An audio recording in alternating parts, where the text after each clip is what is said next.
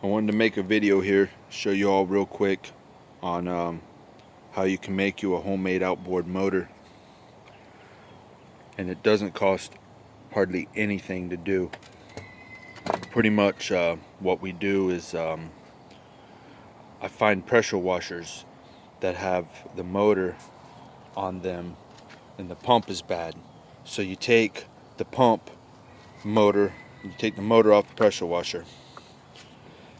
And I like using pressure washer motors because they have the steel flywheel, and the steel flywheel you won't get that jerk back like you will with a lawnmower engine. And another thing with the pressure washer motor, a lot of them has a short shaft. So what we do is take you an outboard motor and you remove the power head from the outboard motor. This is a power head off of the Mercury here.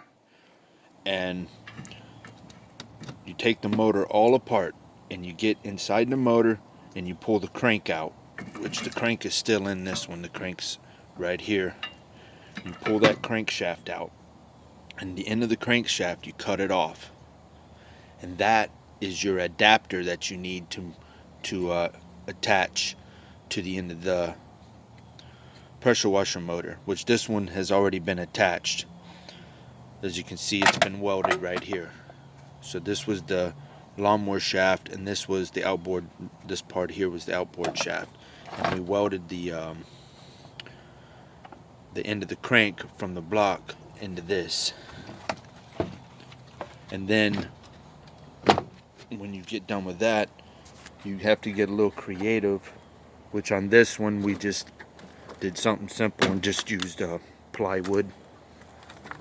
So get your plywood. You can use metal, whatever you decide you want to use. And then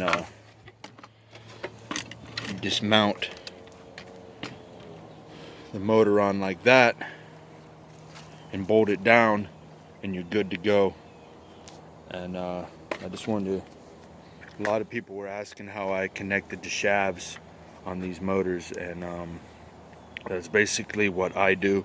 I'm not sure if it's the best thing, but it seems to work pretty good for me. We've made about a half a dozen of these and seems to have no issues. Thanks for watching.